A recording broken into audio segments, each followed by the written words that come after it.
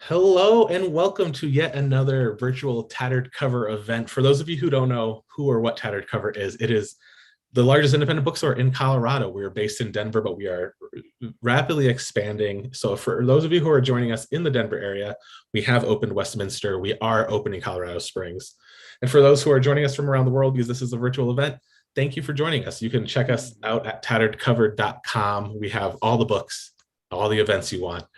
Tonight, I'm so excited to kick off. We're kicking off Black History Month with such a special book that I think is so relevant right now.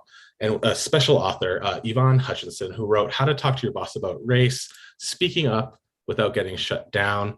And we have my boss, our CEO of Tattered Cover, Kwame Spearman, in conversation with her. So I'll turn it over to those two. Y-Vonne, Kwame, welcome.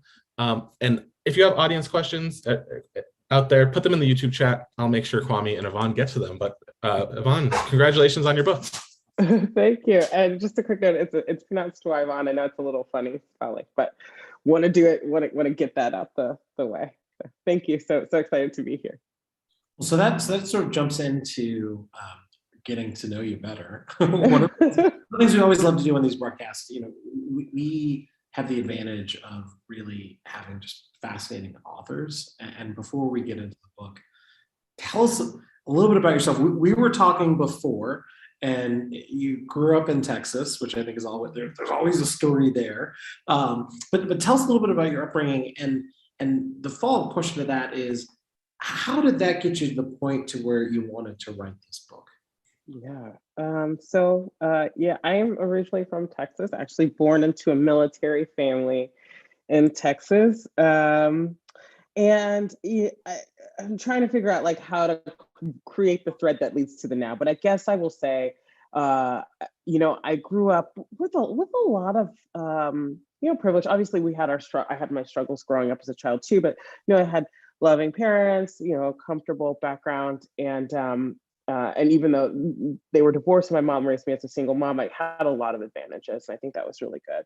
I was also a Black kid in a mostly white environment who liked, Star Wars and Star Trek. Actually, more Star Trek than maybe who likes. You pick a side with Star Wars. Yeah, I've picked I'm very specific. I was like, Next Generation is my side, preferably alongside like Worf. Like I was a huge Star Trek nerd. But anyways, I was like, I was not stereotype conforming, let's say, when I was a kid, and I buck up against saying that because Black people are a spectrum, but there's some, especially when I was growing up, there's a very narrow idea about what Blackness meant and it could be, and so didn't really conform to that, but it's fine.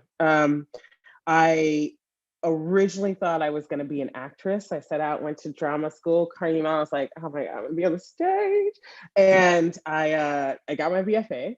And, I remember at the same time kind of going through this very regimented conservatory program. And, we're learning Shakespeare, we're learning movement, we're learning dance, we're learning these accents. It's very, and then I was looking at the parts I was getting, and it was like sassy Black friend,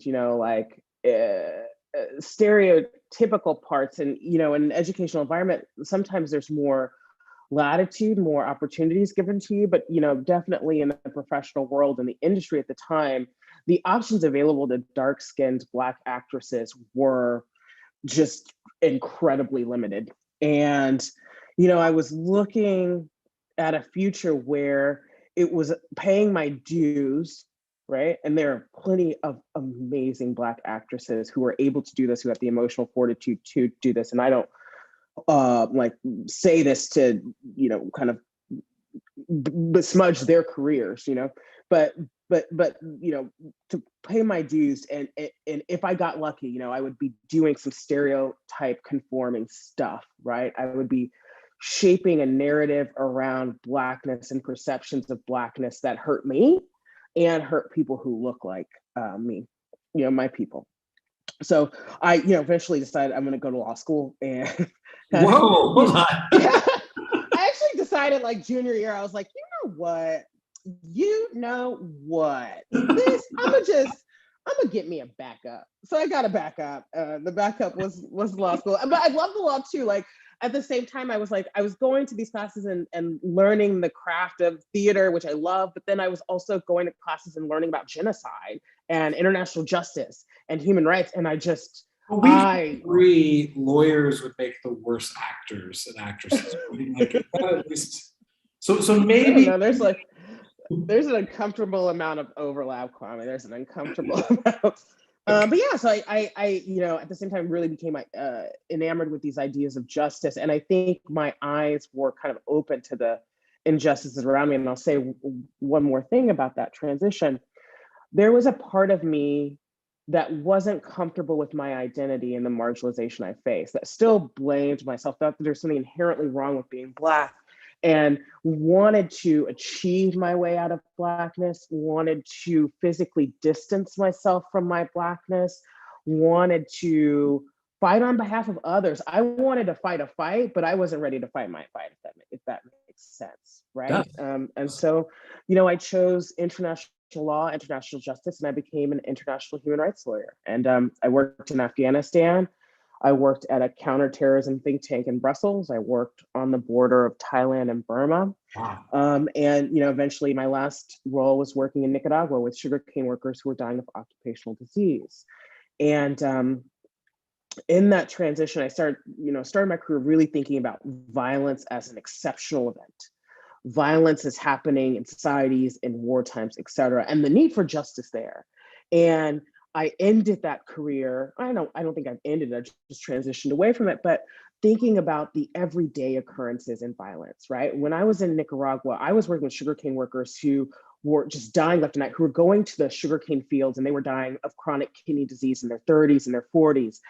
Their kids were coming to work in the fields as children and dying of this disease at 19, 20. And then they were leaving babies behind. It was generational violence. It was structural violence. And it was violence in the very place where these people were looking for opportunity, right? So that really made me start to think about the intersection of violence in the workplace, which led me eventually into DEI work. Fast forward to 2020, because you asked what prompted me to write the book.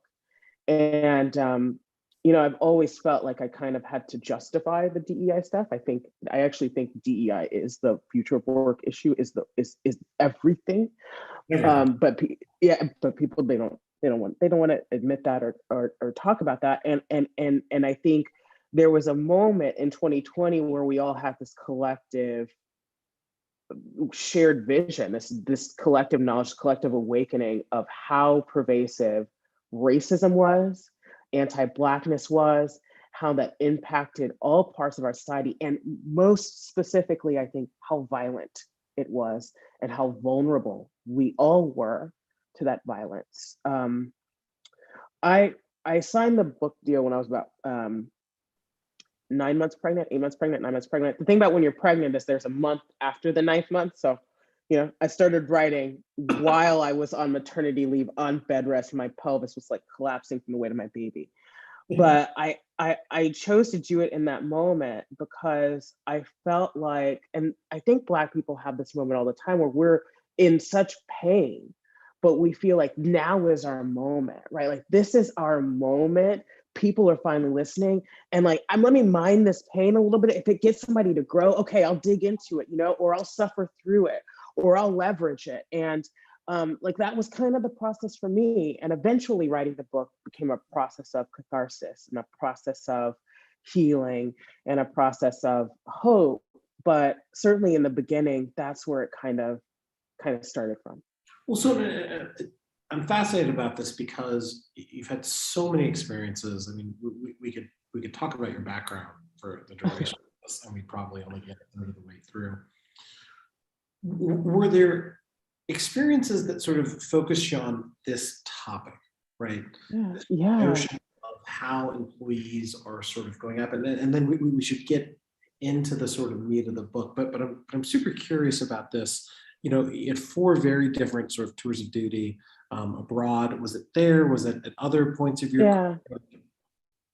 It started with the labor worker, the labor rights work in Nicaragua, right? Like it started with me sort of seeing this nexus of violence, oppression, and the search for opportunity and the need for survival, which is like where the workplace is. And I I wrote a little bit about international labor rights protection, did some research while I was there. I was going to go get a PhD to study that.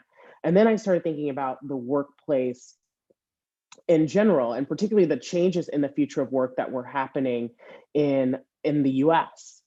And so I was like, well, let's start with tech. Tech is driving all this stuff. And it really became quickly apparent to me when we were talking about questions of opportunity and violence, questions of access to opportunity, questions around how people are treated at work and the physical, psychological, emotional impacts that has, and then questions of how companies that aren't representative or inclusive, the impact they have on society. Those are all happening in that space, right? It was within that kind of space that I formed Ready Set, because I was like, this is the issue, right? This is the future of work issue. If we're excluding significant parts of our population from opportunity, if people as a practice are harmed going into the workplace, if we have companies that aren't listening to the voices of the marginalized people that are within them and harming marginalized communities, we're going to see ripple effects across society, right? And I think that was in 2015. So that was, before the election of Trump, before the Me Too movement, Ferguson, before the Black Lives, all of it, right? Before the misinformation, that we're seeing now on these tech platforms, before the manipulation.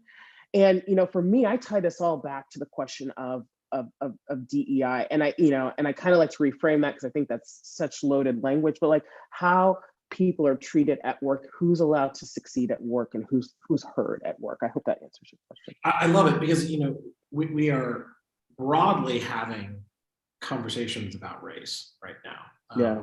But there are different forums and ways we're doing it, right? So there's how families talk about race. There's how schools are talking about race. Yeah.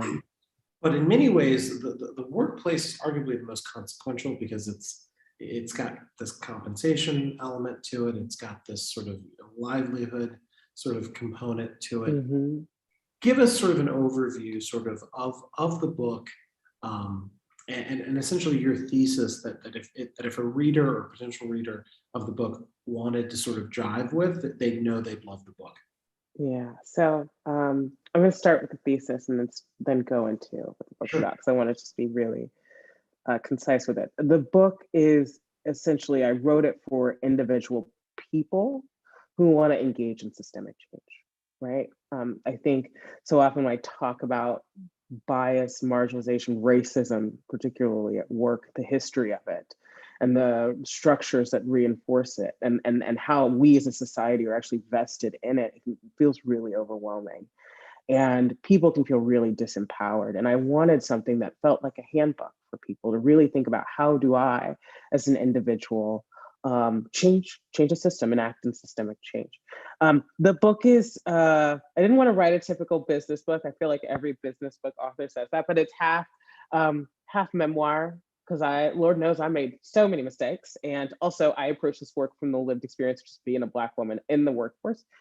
And, half how-to guide, really thinking about what are some tangible tips, tools that you can do? Like, what is this handy dandy thing in your back pocket? And in some ways, I probably shouldn't say this too often publicly, the book is a Trojan horse. The book is not just about the workplace, and I agree with you. That is the most consequential sphere, I think, that, where we can see actions, where we spend the most of our time, and it's one of the things that have the most impact on our lives, the jobs we have, right? But I like to think of it as a how-to guide, a handbook for people who are within any kind of system. You named a couple yourself, right?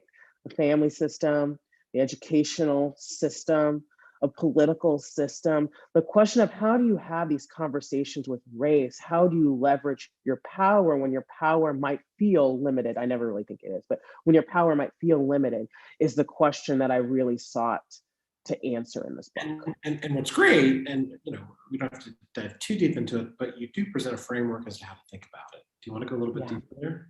Yeah, I would love to. So, I'll try to go through it as succinctly as I can. I'm a talker, so forgive me if that's what I do. No, I think I do a lot of these, and you're both punchy and succinct, but also like you get your points across. So this is great. Keep going. I love it. Yeah. So I think I start the book by saying, to do this work effectively, we must first understand ourselves. So the first part of the book is just, after we get past the basics of some language, et cetera, it's just understanding who you are, what your position is, and what your power is. And this is something that's, in a lot of ways very tailored to the workplace. I read a quote that said, like, kind of any assemblage of humans working in common or in a political environment, right? Like, a lot of environments that we don't want to think of are political. And when I talk to people about doing this work, particularly allies, I think it's really important that we understand our place in that political system, right? So that starts with the self-knowledge and understand your social identity, what you might see because of it, what you might ignore, what you might not see, and how you might interpret the things around you, what you might prioritize, what you might experience fragility around, and how people, this is most important, I think people sometimes miss it, might hear your message. I tell the story of me walking into boardrooms as the CEO of the diversity company that those executives hired to advise them, and being ignored for my black male colleagues and my white female colleagues, right? And the CEO of the company, right? Sometimes it's not just about the message, it's about the messenger. And when we think about strategy, it's not comfortable, it doesn't feel good, but we also need to think about who's delivering the message and what positions us to be heard best. So I start with that sort of. And then I very early on encourage people, don't do this alone. Like, there is this sort of myth, and it's intentional. I think it's an intentional myth that's been created that social change has happened because of one person. Individualism got us the civil rights movement because Martin Luther King, and Malcolm X, they were just like these fantastic individuals who pushed it. And that was not true. There was a machine behind them. There was a huge civil rights machine behind them that touched almost every part of society, that was incredibly well organized, that was pushing towards not necessarily a common direction, but they had similar goals across the spectrum. So there's that, there's understanding that these social movements, consequential movements, whether that be in civil rights, in labor, women's rights, et cetera, they don't happen with just one person. Like, one person's never done that work. They happen as part of a collective. And when you're doing change at work, this is even more important, because this change promotes backlash, and you're really likely to be targeted if you're doing this work. So again, you have to think strategically and work in coalition. And also it gives you the opportunity to learn from others who are doing this and not reinvent the wheel, right? So I am a proponent of collective action and thinking about how do you work within communities to support your cause. Then we talk about how to prepare for the conversation, the kind of cases that you can make, and how to actually have the conversation. What are just some best practices for engaging someone around the subject matter? That's what people come to the book for, and that's there. The idea that maybe you want to set aside a block of time. Maybe you want to remember to focus on actions and not, a person, right? The personality trait. Remember to follow up, talk about impact, think about what's going to resonate, what's in the interests of your boss. And most importantly, be clear on your objective. Know what you want to come out of that conversation with, and make sure that's a realistic objective. So talk about that. And then we go into kind of popular myths around anti-racist work, DEI, how to handle fragility and backlash, because that is inherent to the work. It's always going to happen. We have to accept it and plan for it. How to, partner words with actions to make sure you don't just stop at the conversation, but you as an individual are engaging in action that creates inclusion. And then how to know if you're doing all this stuff, it's not working, and you're emptying your cup, it's not getting refilled. How do you know when to walk away? And how do you do that, right? And finally, how do you take care of yourself, and how do you honor yourself in this work? Because I think what I took from 2020 to now, a lot of people talk about how it slowed down as Black, that's all like a fair assessment. I saw the power of that moment, and I saw the necessity for being able to engage in this movement sustainably, right? And it's hard, it's taxing, but the second we let up, we get things like, 20 critical race theory bills on the ballot. We get things like book bans. We get things like companies saying we don't want to talk about politics. And it's hard. So we have to think about, how do we engage in this work in a sustainable way? And part of that comes with taking care of ourselves. So that's what's in the book. One part of the book that I particularly liked, because I think it's how you connect with business leaders, is not doing diversity for diversity's sake, but incorporating it into the business plan. Why should, what, you know, if I'm a boss, it can be, you know, any color. How do you do that? And you know, you should read the book to fully see it. But from, you know, your perspective, like how do you incorporate DEI towards it's not just a goal, it's a part of the strategy. Yeah. So it depends on what your strategy is. Like, it's going to be different for everybody, right? And I go through in the book, I go through all these cases for DEI that you can make with your boss, whether it's a risk case, which, you know, people like, you know, do you want to be the next Snapchat, you know, who lost $1 billion in market share after they posted that picture that thing with Rihanna? You know, do you want to be, today it's Spotify with misinformation, like that lost $4 billion. You know, like the, you know, it is in some ways a fear-based case, but like there's a lot of risk to not doing this, and that will resonate with some executives. Some executives know exactly what you're talking about when you talk about risk, and you know, then you go with that case. And I always say you got to know your audience. Like the case that works for one executive or a team might not work for another team, right? Because in some ways their receptivity to this, receptiveness, whatever the word is in, you know, influences, which, you know, is influenced by their culture, and the appropriate case is going to have to line with what their incentives are. But you pick one. And I think, you know, as you know, I run a DEI consulting firm. Typically, you know, we use that case as a starting point, and then we look across the business. I think more and more we're seeing that DEI is really expansive, and you know, I talk a lot about resiliency these days, and the resilient organization is an organization that knows how to take care of its people and retain its people. And that's fundamentally a DEI issue. So, you know, you can start with recruiting, and you got to back it up very quickly with HR and performance management and promotions.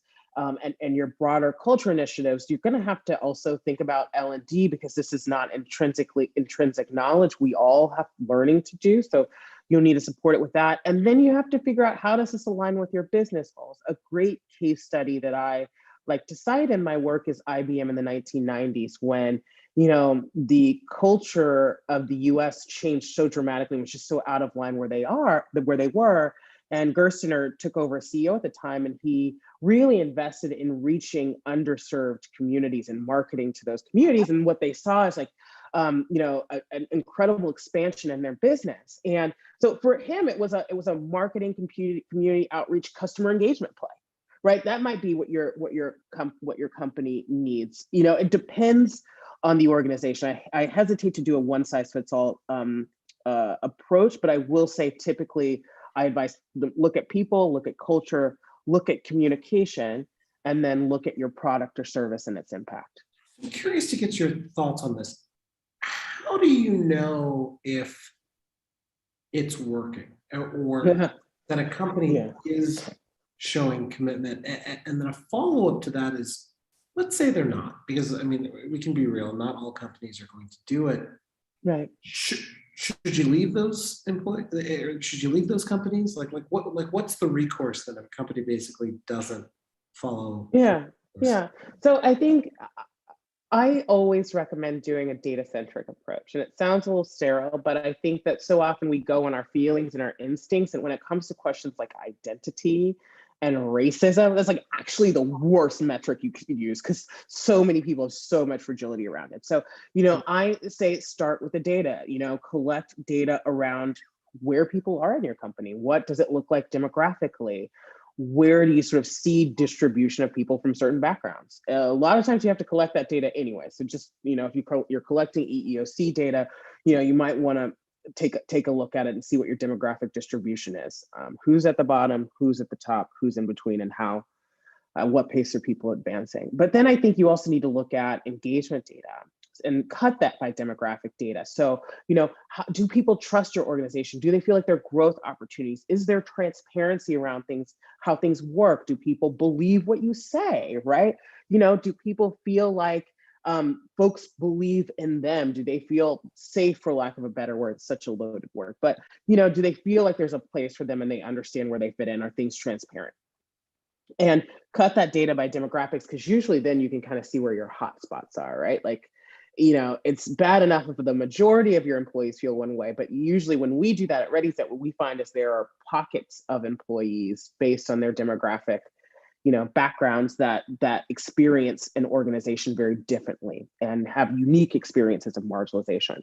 And understanding that kind of quantitative data is enough. And I also recommend that you talk to your employees and really try to figure out the nuances. And this data collection can be tough, because if you're in an organization that has a problem, people aren't going to trust you, right? So you got to figure out, how do you do this in a way that is anonymous, that feels like a process that people can trust, so that you are getting the best data that you can. Sometimes it's going with a third party. Most of the time it's going with a third party and figuring out like which way to do it. You don't always have to come to a company like mine. You can do it online, whatever.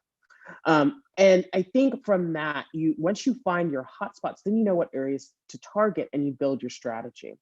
I always advise companies to take a strategic approach to DEI, because just for the reason that you started this conversation with, it's really easy to ascertain success or failure if you have a strategy and benchmarks or metrics aligned to that strategy, right? If it's just kind of this ad hoc, you're not going to track it. And you wouldn't do that with any other part of your business, by the way. Not like you would be like, oh, marketing, let's just see how we feel. And then we'll come back and see how we feel next year. Like nobody does that. Nobody's saying, oh, engineering, let's, So I think, treat it like any other area of the business, set benchmarks. I don't like the term KPIs, but, set goals, benchmarks, and then assess against those, periodically. And I always caution the companies I work with, once you start this work, you're going to open up a whole can of worms. That's why a lot of people don't like it. And you may actually see a dip in engagement before you see an improvement. That's normal. But, if you continue with the work, if you're consistent, if people see returns over time, then you're going to see an increase in engagement. And so that's how I think you measure the success or failure. Now, to your point about when you should leave, I have a whole chapter in my book about signs an organization is probably not for you, right? Like when you should go. And I say you should give an organization time. It takes time to do this work. It doesn't happen overnight, but there's some signs like early on into, a prolonged period that will tell you if they're really invested. If all of the work, all the culture work is unpaid and falls disproportionately on people of color, bad sign. If there is no accountability for bad behavior and no reward for contribution in this area, bad sign. If you are experiencing pushback, retaliation, and it's actually harmful to your career, bad sign. And it's everybody's judgment call. We don't all have the privilege to leave our jobs. Like some of us who are contract workers, low wage workers, and I've worked in both of those spaces, have a lot more precarity, and it's not necessarily an option for everyone. But I think we're in if you're a job seeker, pretty good labor market right now, and we're also seeing a real rise in employee and worker power. And so if you can, and you think it's in your best interest, you deserve to protect yourself. And I would definitely recommend that you consider working in a place that values you and values those insights. I love it. So we've got a few questions, and one that I think is awesome. It's from Kyle. And his question is, what can businesses in historically non-diverse areas best incorporate DEI into their organization? Yeah. So I don't want to assume that like we're talking about a remote context, but because I know that there are businesses that have to operate in person and people are performing essential work. But I think where you can consider remote work. I know like some people are really rushing to the back to the office, but at ReadySet, we're all remote. And I've just noticed from the personal experience of my company, like this has enabled us to attract a huge diversity of candidates, like people who don't want to live in homogenous areas because there may be public safety and health concerns, people who are like where they live, like the cost of living where they live, et cetera. And we really try to honor that, because then all of a sudden we have this incredible diversity that then contributes to our ability to push our services forward. So I would say first thing is, where you can, really think about if a remote option is feasible. And if it's not, really ask yourself, why is it not? Is it a question of comfort? Or is it a question of something that's logistical? And is that logistical problem something you can solve? If you're working in person, it is harder, right? I think for a lot of folks, we're seeing in this country like an increased polarization. We're seeing in this country a rise in racial violence. And so people are concerned about moving to areas where they're not there. They're concerned about raising their children in those areas. I do think that in those cases, like maybe your opportunities for diversity are limited or different, right? Like I think, you still have an opportunity. There's an opportunity for diversity in terms of disability. So much of this country, is living with disability right now, and even more people have disabilities with the, introduction of long COVID. You can absolutely have gender diversity and across the gender spectrum, because chances are there's a lot of people are of a lot of different genders where you are. You can have socioeconomic diversity. And I think, what I would advise you to do is also think, if you're saying your area isn't diverse, like what area are we talking about, right? Is it like a neighborhood? Is it like a city? Are there pockets to where you live that you're not seeing? Is this a question of outreach or a question of the actual demographics? I don't want you to give up on that dream too quickly. And then I think above all else, I would advise you to really focus on retaining those people that get into your organization. We know, especially organizations where there are low diversity, it's really hard to kind of like get the momentum going, because the first and second person just really experience a lot of challenges that, in some ways can force them to churn. So, think early on, before you even bring these people in, like what is my culture welcoming of? Who do we center? Who do we celebrate? What norms do we default to? And how are we thinking about proactively pushing against this? Because if we just do what comes natural, it's probably gonna feel exclusive to some people, right? So how do we be proactive about making sure we're creating this space of belonging? That would be how. Love it. We've got a question from AK, which I think is great. Are there any businesses that you feel are incorporating DEI in a model way? Oh, AK, why you ask me that? Because let me tell you why I say it like that, because every time I shout out a business, like, then I just like read the paper the next day and it's like, so-and-so's got a $1 billion lawsuit because they're horrible. So I just don't shout out businesses anymore. Let me see if I can say where the spaces where I find hope. I think there's a lot happening with representation in media that I'm loving right now. Like we're definitely not there yet. There's I think particularly in terms of Latinx or Latina representation, there are gaps. Indigenous representation, there are gaps.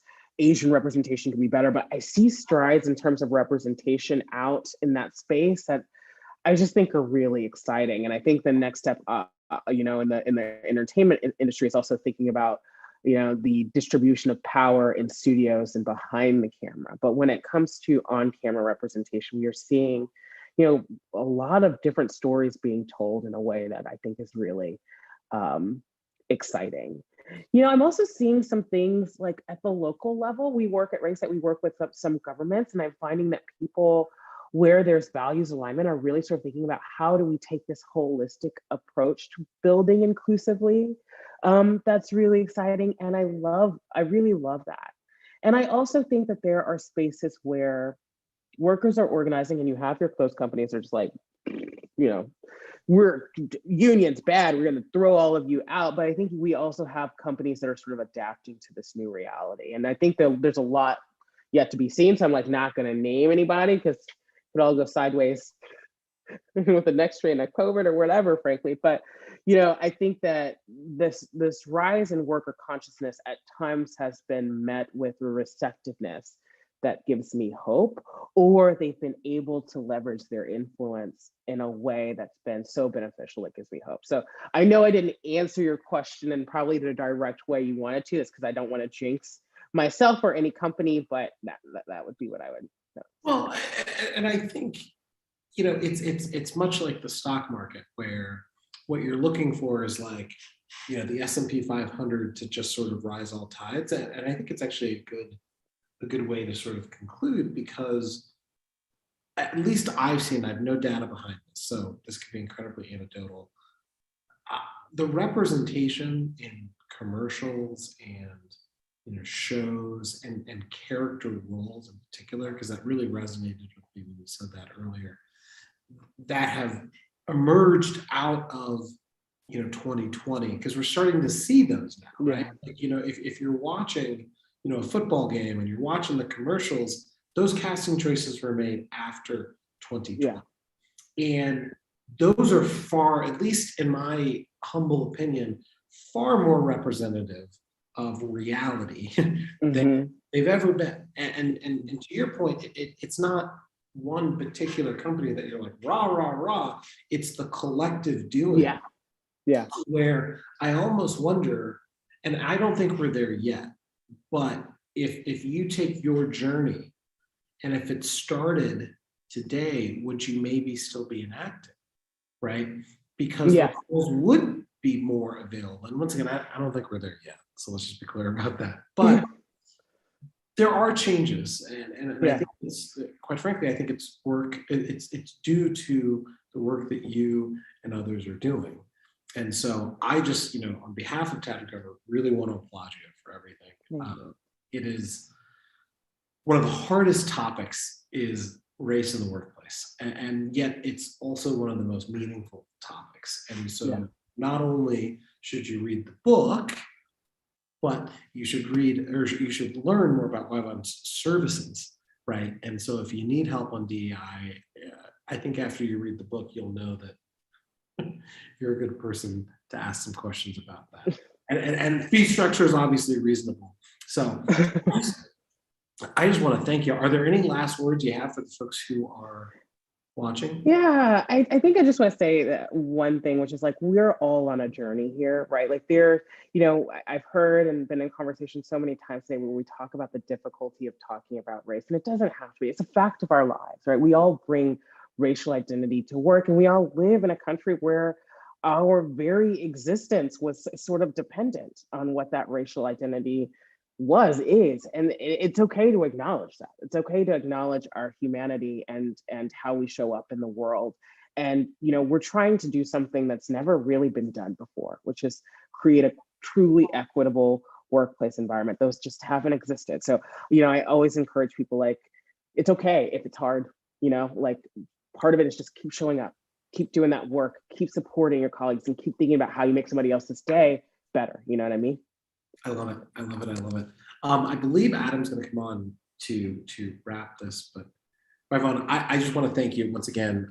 You helped us kick off our Black History Month, and I think we started with a bang. So thank you very much for that. Thank you so much. Thank you so much for having me. Really, really. And just for folks, if you're in Southern California, LinkedIn her, because there's hit me up. And Y-Vonne, I'm sorry, we were talking so much about, like, we talked about the NFL. I forgot to get my name pronunciation, so I apologize. But Y-Vonne, thank you for doing this.